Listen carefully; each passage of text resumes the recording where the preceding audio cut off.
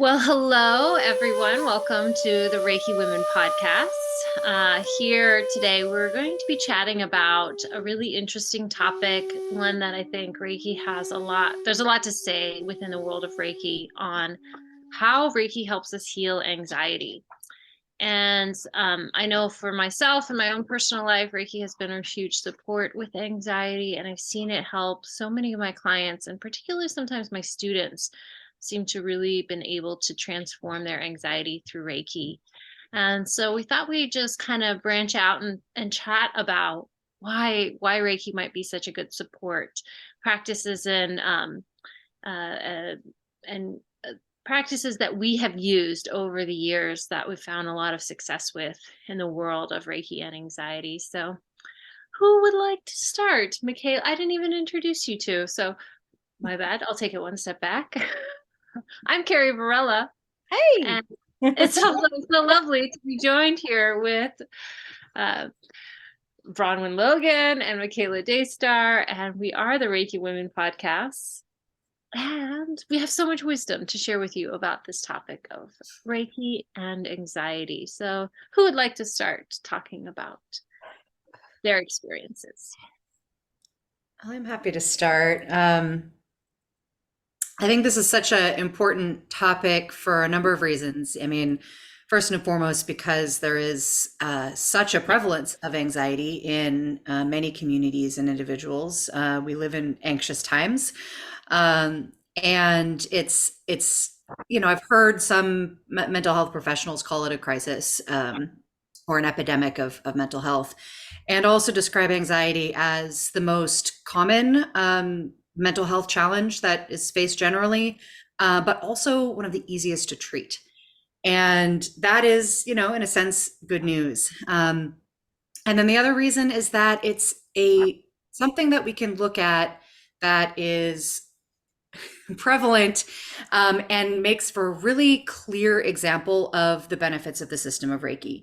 The way in which, particularly practicing from the perspective of its Japanese origins, that gives us this energy map to follow that really directly addresses the challenge of anxiety. And that directly is reflected inside of the precepts. Of course, just for today, I worry not, or I fear not. Anxiety comes under that umbrella of fear. And so we have a very direct place to apply the precepts. And then we have a very direct place to look at this energy map, where we begin at the energy center in the belly and the hara to ground us, to bring our attention down from the swirling places above and to come down and become grounded and supported and stable and rooted and nourished before moving to the second point on the map, which is in the head, and the third, which is the heart.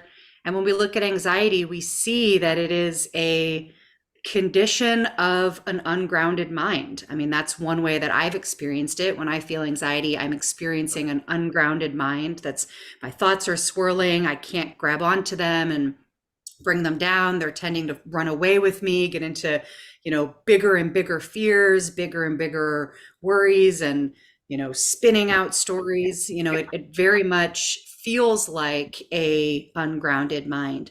And so with this emphasis and this starting place of physically bringing our attention down from that swirling place and into the ground, we have a very direct way to address an anxious moment.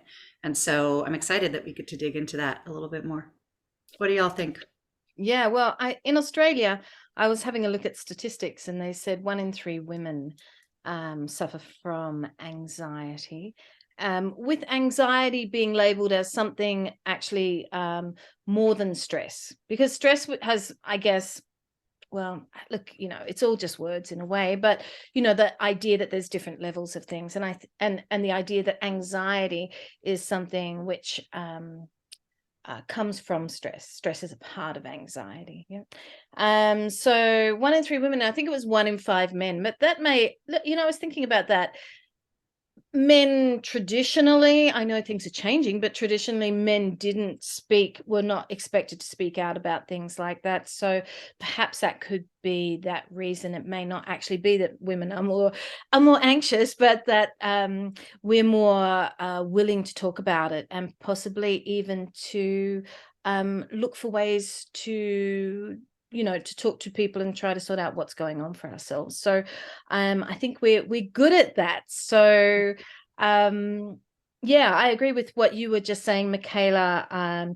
This whole idea of body, mind, and breath being the parts of us that are not working together, and something goes out of balance. And why? Well, I was having a look at what they were saying. Some of the things that happen when we're anxious. And for me, the one that uh stands out the most, and I actually experienced it last week. I was talking to someone who was telling me something, and then they walked away. They were having a problem, yeah, and they walked away, and then all I could hear from around the corner was and I knew what was going on, right? And it's so there was a lot of mind stuff happening, but it moved into the breath, yeah. And I like that you said that there are easy ways to sort this out. And I think if we can pinpoint what's going on, we can also sort it out to some degree and help ourselves. But definitely the breath, as this thread through the body, and simply by controlling that body aspect, yeah, it may come from the mind, but by starting to sort the breath out, I think is really important. And if we can calm the breath, we calm the mind. And everything is working together. These things don't work independently. So it's a great way to start. And I think with the system of Reiki, and as you said, especially the Japanese system of Reiki, because I know in a lot more modern sort of forms of the system of Reiki, when I first started, people were telling me there was no breathing involved at all. And I was like, that can't be right, because every spiritual practice ever works with breath. It's such an important integral. It's like the spark of life, right? And then we find out, yes, there were all these meditations taught in Japan. So there are meditations that we can use, and these meditations bring the breath down into the belly. And when we think about bringing the breath down into the belly, at the same time, we're bringing the mind down to that space.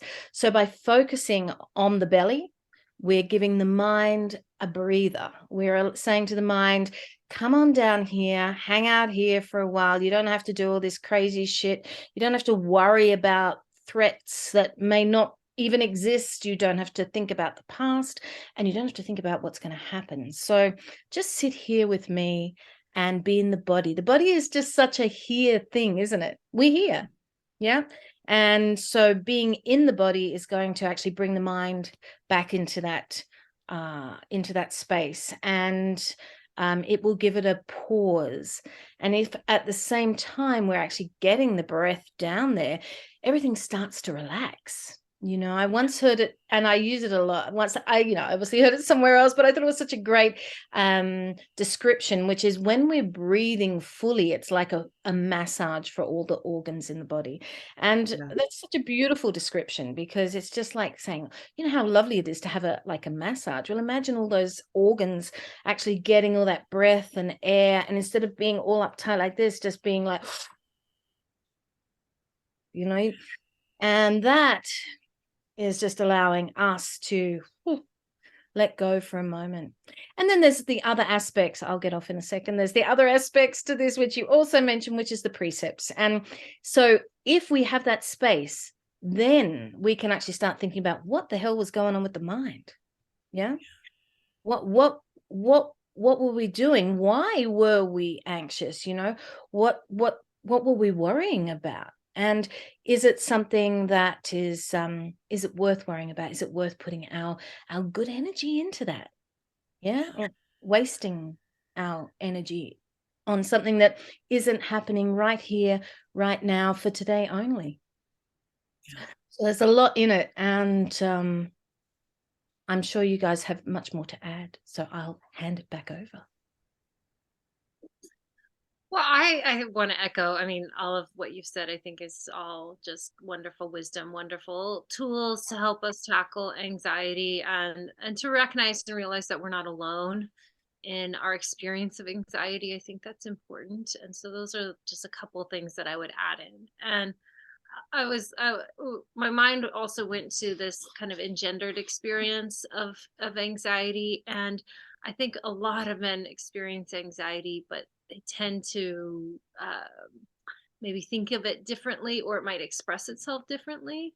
And I I know think it often expresses that anger, yeah? It looks exactly more as like anger. Yeah. Mhm. yeah, and that's been a real theme for my husband, who has sometimes crippling anxiety, and the the expression is anger. And so I've really learned to for myself to learn compassion around that angry experience, or anger that somebody might be expressing, is that's not real the real root of what's going on in their life or in their world. So but that anxiety is probably more at the heart of it. And I hope that, for the men who listen to our podcast, I know that there's a few of you out there. We appreciate you. Um, and and for the women, obviously, in our podcast as well, that we begin to look at a little bit more deeply as to like what, how anxiety might be expressing in our lives. And it might not come out just simply as an anxiety, it might come out in different ways. So I think all of what you said has been really is really important. And so the grounding piece is an embodiment piece is a really good place to begin with Yeah. anxiety, getting into your body. And the only thing I would add to what you all have said so eloquently is that is a willingness to slow down. And that can be a real challenge when we're in an anxious frequency, is to slow down. And a lot of times the tendency is to feel like, oh God, I'm so rushed, I have to do this, or I might feel really a lot of demands pressing on my shoulders. um, but a willingness to put that down and recognizing like, whatever you're anxious about, the quality of care and attention that you can give to the whatever you're feeling is demanding upon you is probably pretty low, if you've tipped over into a place of an anxiety feeling of anxiety.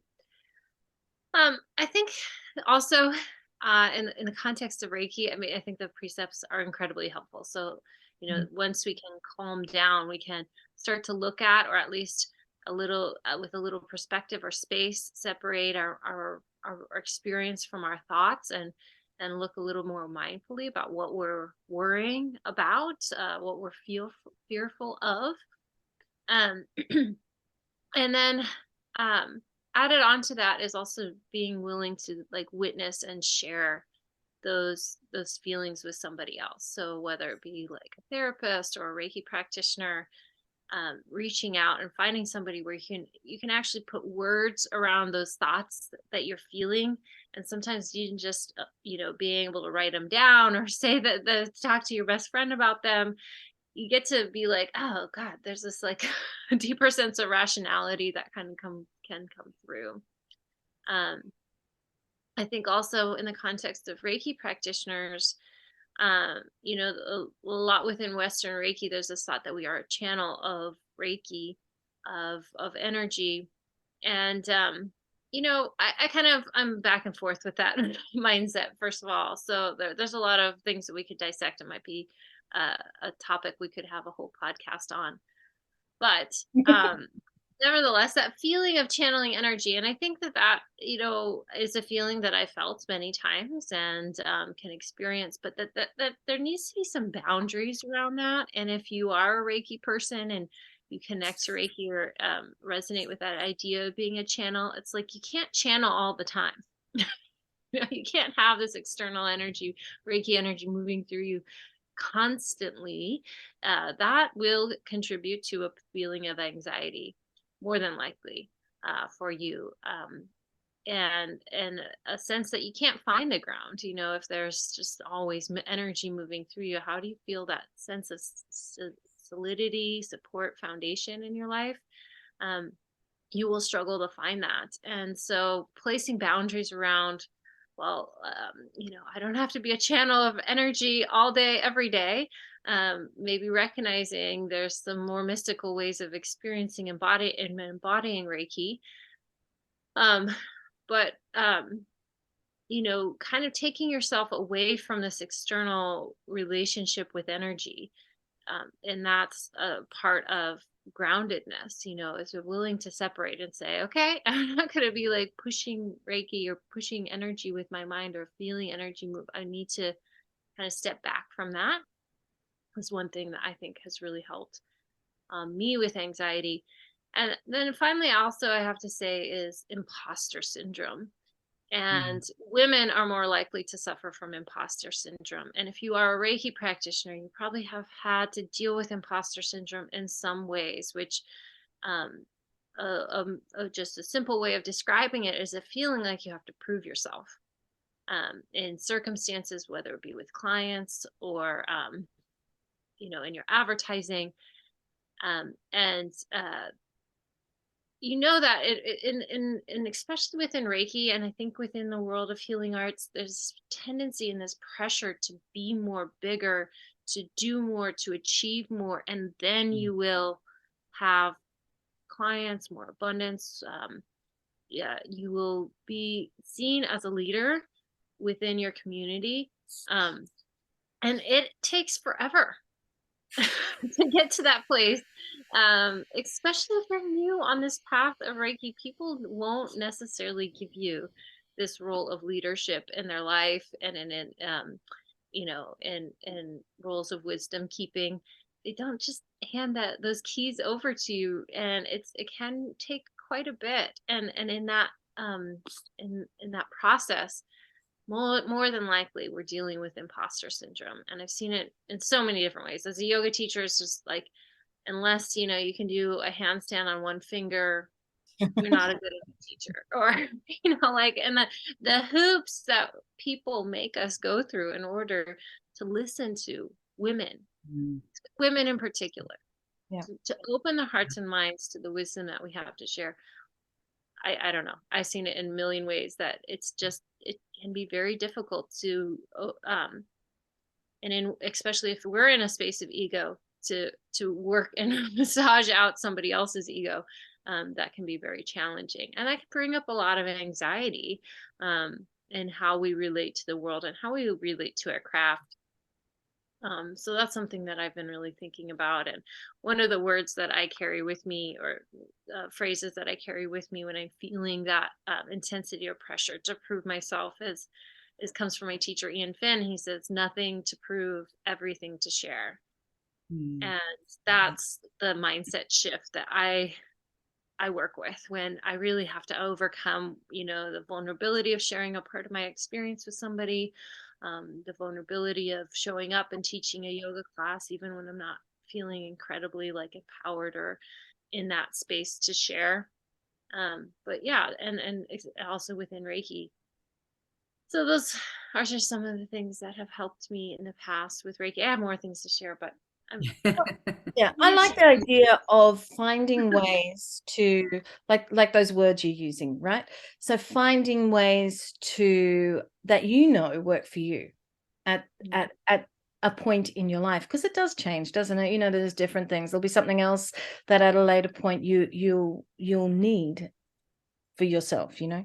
That's really beautiful. And I was just talking to someone before, and they was saying, oh, I'm taking a self-care day today, and because I've been going through a lot of stuff, and you could say that's indulgent, which was almost my first thought, because I'm what I would have to call a bit of a workhorse in my own little right, and I think that one part of me went, oh my God, is that indulgent? And then I thought, oh,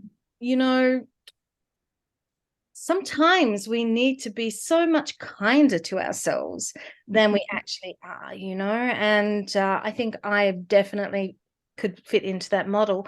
And to recognize that in yourself, what's actually going on, and the expectations, Carrie, that you're talking about, for women that we put on ourselves are enormous. And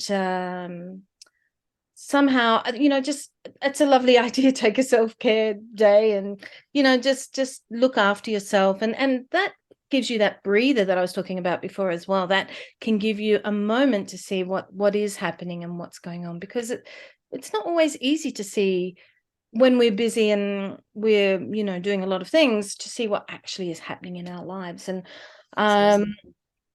yeah, the thing about the channeling, I think you know what I think about that, but because I think it would help a lot if we didn't see it as channeling, because that is an external thing, as you were saying, and it's something you have to do. But if we see ourselves simply as that thing, yeah, rather than something that we have to do or make happen, if we simply are that thing, but that thing um is hidden sometimes, because we uh, uh, are maybe doing too much, right? And so we're not seeing that, we're not allowing that to be free. And so I don't know. I know that you have your own experience, Carrie, and I don't want to speak for you. So, but for me, it's very much that, my idea for myself is that the more that I can sit in that space and just allow myself to be, and that may mean that energy is shifting, flowing, feeling, yeah. And that if I don't have to do it, then that takes the pressure off. Like, it's just me being true to that. And yeah, I don't know. You might be right. Maybe that's a good area for discussion at a later point. Yeah. Yeah, I started a future topics list because I can't tell you how many times one of us has been like, that would be a good topic for a future podcast. And then we're like, I don't remember what that was. So, so I wrote it down. So I agreed that that would be an interesting topic. Yeah, Carrie, there's a lot in what both of you have shared. And, I really appreciated you naming, alongside practices like Reiki, the value of therapy, of counseling, of opportunities to have someone holding space to put words to what we're feeling regarding anxiety. And I wanted to clarify something that I said earlier about the idea of anxiety being the easiest mental health disorder to treat. What I don't want to suggest is that in all cases, if one is suffering anxiety, it is easy for you to heal that. Like anything else, the experience of anxiety exists on a spectrum. And, I have friends and clients who deal with very persistent, deeply entrenched anxiety. And I would never want to say to them, oh, it's easy. You can just get rid of that. It's super easy, right? As if they're like, they're trying, right? But that it is a condition that there is, such a clear mind body connection, and therefore practices like Reiki do have a measurable immediate effect, even if one is dealing with persistent anxiety. And Bronwyn, when you described that conversation where you then heard the person's breath, I just felt so much compassion for that. I was in a session with a client, a phone session couple of days ago, and they were talking about what was going on, and as they were talking, it was, the breath started getting shallow, and she's like, and then this, and then, it was like this, and so we like paused, and within a few moments of bringing her attention first to her feet on the ground and her body on the chair, and then resting her attention in her belly and resting her attention on the sensation of her breath, there was this immediate shift. And she is a person who deals with persistent, deeply entrenched anxiety. And so it was this feeling of not only her own relief, but as a practitioner, a sense of grounded relief, knowing that when she went into that anxious, like pre-anxiety attack kind of place, there is something we can do right now. Like there is an intervention right here that we can insert right into this moment that I am absolutely confident is going to interrupt this pattern, and it does very consistently. And I think that's an incredible gift. If that was the only gift that Reiki had to give us, it would be a profound one. But of course, those gifts go very, very deep. The other piece that I wanted to speak to, Carrie, that you talked about was this idea of this kind of belief that we have to, go bigger, be the best, like be the perfect version of the leader, before we step into that role. I'm not sure that that's exactly what you said, but there was a thread of that I heard in what you were sharing about kind of the personas and the roles that we might be called to that can be anxiety provoking. I think there's a fair amount of anxiety attached with that belief that we have to be perfect or the best or so much better than everybody else in order to step into authority or power around something. And I just don't think that that's true in many instances. There are certainly fields of work that we do need a certain level of expertise, to have achieved. But if we're talking about, leadership and being in community and holding space for people and teaching things, we don't have to have it all together 100% before we show up. There's a really wonderful quote from Anne Lamott, the author, that says, you don't have to have it all together in order to show up. Sometimes you have to show up in order to get it all together. And that really brought my anxiety down around that imposter syndrome of, am I good enough to be teaching these things, to be sharing these things, to hold myself as an example for anything, for anybody else? I can stand in the authority of my own experience, trust that, share it honestly, be honest about where my lack of experience is, right? The places I'm still learning. And just that process alone reduces anxiety, right? Being able to, like, there was a time in my life I didn't know that it was okay to say you didn't know something, right? If somebody asked you a question or asked you to do something, I spent a lot of time and a lot of misery at a job that I loved because I didn't think I could ask for help and I didn't know how to do some of the stuff I was being asked to do. And that was such an unnecessary amount of suffering that I put myself through, such an unnecessary amount of anxiety because I didn't know that it was okay that I didn't know.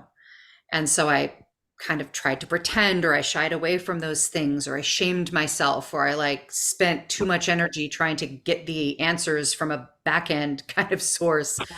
And, practicing Reiki has also, in a certain way, really helped me to relax into who I am, really to be true to myself, which includes being true to the places where I don't have the answers and I don't know the things. And then being in enough integrity to say, I don't know, but I will try to find out, right? And then taking their self-responsibility to take those steps. And all of that whole framework of transitioning from that imposter syndrome, anxiety-ridden place of having to hide and pretend, and therefore not getting the support that I need, to being myself, being true to myself, having compassion for myself, being honest about my shortcomings, and taking responsibility to continue to grow and improve. Massive impact on the presence of anxiety in my life. And that was inside of the container of practicing Reiki, but also just a process of maturation that I know the system of Reiki has helped me with over the years. So yeah, those are some of the pieces that stood out from what the two of you shared. I was just thinking, I'm sorry, Carrie, I'm going to just, but I was just thinking what you said there, that was really interesting about, not knowing the answers, because that is a hard one, right? And I know with teaching that I like the students to answer a lot of the questions. I know this is not like doing a job where you've got to know, A to Z, da, da, da, da, da. But from a more spiritual perspective, is really interesting. And if we realize that from a spiritual perspective, so I'm not talking about technical things, that we do have the answers as well. But sometimes we sit in fear that we don't know, that we can't free that to actually allow the answers to be there for us. And that's very much my experience. in working in this field. So, for example, with the system of Reiki. So, for example, if I'm teaching the Reiki precepts, I'm not going to sit there and go, well, this is what anger is. This is what, because, well, for one, it's my experience, and it may not be someone else's experience. Yeah. And really what you want is for people to find within themselves what these things are, and to think about how they could do something about that in their lives. And we know how to work with these things, so once again, it comes back to having that space, and not being in that, getting out of that and sitting back and allowing the answers to come to us as well. So I think that can be a really beneficial way of working with anxiety, to depending on what it is that you're thinking about, but sitting back into it and letting go and seeing what comes up for you. What sort of what is your truth, I guess. Yeah. I love that. Yeah, and I think what Michaela was talking about too, when we have chronic persistent anxiety, it shows up in our body, and those tensions. And then if you just think about places where you might be anxious, there's this inner tension that we can hold, and it can wreak havoc on us. And so within traditional Chinese medicine, there's this idea that we hold fear in our kidneys. And so working with places where we hold that tension in our body, when we begin to talk to our body and learn how to relax different areas of our body. And maybe some of that is through hands-on healing. So touching, the kidneys, and really working with them, intentionally trying to relax places where we hold tension, especially when we're in the midst of feeling anxiety, can be really useful. In the context of giving or receiving Reiki from somebody else, making sure to treat the kidneys, I think is a really important thing to do in most Reiki treatments. But certainly when you're working with somebody with anxiety, and in any way, working emotionally and mentally around detoxing fear, and looking more closely at your fear. And that can even in and of itself be a really challenging thing to do, because sometimes our fears are just so numerous and nameless within ourselves. But kind of really trying to bite the bullet, what's really at the heart of those fears, what's really causing you the distress and disharmony, I think is really important. And of course, like Bronwyn is saying, it's so unique and to each of us. My experience isn't your experience. But why Reiki can help, and why I think it's been so helpful, especially for my students who studied Reiki, is that there's this feeling like you can surrender and let go into a bigger picture, into a higher power, into a feeling of being held and known by a wisdom that's bigger than you, but also is you. And I think that that's a kind of an essential piece for really trying to reset around anxiety, not feeling like it's all on your shoulders, like a willingness to let go, be in the flow. And the lucky thing about our worries is that a lot of them don't come true. I mean, really, a lot of them really don't go true, and we can spend so much time thinking about them. If you think about the law of attraction as well, if we spend all of our time thinking about things that might come, those things could potentially come to us as the universe gifting us, as if she was like, "Oh, this is what you want, right? You want this terrible thing to happen." Blah blah blah. Obviously, that's not really usually our mindset within anxiety, but um, so taking time to actually look at what's good and perfect in your life, what is working, where success is happening, where growth is happening, where that positive energy is. I think that that's super important. And I know when I think about one of the things that gives me a lot of anxiety is just my kids and worry about them. And I think I've mentioned this a couple times before, but when I'm in that state, like intentionally shifting away from it and thinking about something about life that I want them to have, or I think about them graduating college, or think about some gift of life that I want for them that's just really beautiful, and maybe a reason for living, and getting into that space rather than being, stuck and worried about bullies and guns at school, and all the things that we can worry about that are just so much bigger than us. Yeah. What do you guys think? Gratefulness, right? The other Gratefulness. precept. Yeah. Yeah. Yeah. I mean, it can bring you into that space and bring, that's what you're sort of talking about, right? Exactly. And another thing I could say, so somebody who suffers from chronic anxiety, it is a negative energy. So energy work can be a really profound medicine for that, I think. It's shifting out of that negative energy, moving it out of our body.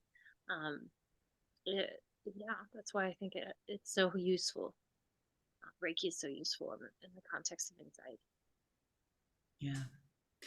Yeah, well, it's a form of stagnation, right? And we when I've worked with people around anxiety, oftentimes they experience it in two ways physiologically. Either it could be both at the same time, but that's either in the gut as like a constriction in the gut, and or in the head as that swirling untethered thinking that we talked about, oftentimes both together. So you have the out of control thoughts that are swirling, that are jumping from fear to fear, making them bigger and bigger and bigger. They're ungrounded, they're untethered, they're jumping to the future, they're not in the present. And as that process is spinning out of control, the gut is clenching up. So you have this like expansion and contraction happening at the same time, like from opposite ends of the body. And this disconnection that people often report feeling between those two places. And, as a practitioner, I'm like, that's our map. Like that is the explicit description of the first and second diamond being in a disconnected, unregulated space with each other. And so that gives us a pathway to walk and to work with that experience. So, it's so helpful when people, or if we can help guide people to describing how they're experiencing their anxiety or any other condition that is, feeling like they want to shift it, how they're experiencing it physiologically in the body, because that gives us the map of where we need to work. And being able to bring those two places into harmony through practices, and then ultimately rest in that centering place, the third diamond at the heart in between, really gives a step-by-step process that they can follow in their daily life, whether or not they're working with us. And that's, part of what I meant by anxiety being relatively easy to treat, because there is these simple ways that we can redirect our attention that has these impacts on our body. And that impact might be just in that moment, just for today, just for that moment. The anxiety might be back the next day, right? And we walk that path again, right? We walk back through those processes again and again, as many times as we need to. And that's, one of the things that we've talked about before as being so valuable about the system of Reiki, is that it's so simple and accessible. It's portable. It's easy to apply to a given moment. And it's so rooted in our direct experience of our body and our direct experience of the world. The idea of, the element of air being kind of out of control. The last month here in Central California where I live, we've had these just wild wind storms, a lot of rain, a ton of wind. And it's that, like, to me, to my mind, I'm like, our second diamond is way out of balance right now. There's just all of this swirling up in the air, and then all of this stagnation in the ground as the water, like it's too much water. There's this kind of drenched, like too much concentrated feeling in the ground. It's actually been, it's almost like the world has been giving us a demonstration of anxiety, right? Because it's exactly that dynamic that I just described, with the swirling air, the swirling above places, and the stagnating, contracted below places. We've got a week without rain coming up, and I'm grateful for it, even though we still need the water. But anyway, I think just the idea that we can track these things through the body, and that makes it so much easier to apply practices that directly impact us, is one of the powerful tools that we can use when we're working with something like anxiety. Yeah. Yeah. Well, wonderful. Well, we would love to hear a little more from you. How have you tackled anxiety, whether it be in your life or in your practice as a Reiki practitioner? Through the practice of Reiki, you can share your experiences with us, our dear listeners. Share your experiences with us in the comments. Feel free to share this episode with somebody who you know who suffers from anxiety. Maybe there's some little hack in here that is just like a little switch that turns on the light bulb for them and can make a big difference. And until we see you next time, keep calm and Reiki on. Thanks, Indeed. everyone. Thanks for joining us today. We'll see you again next week.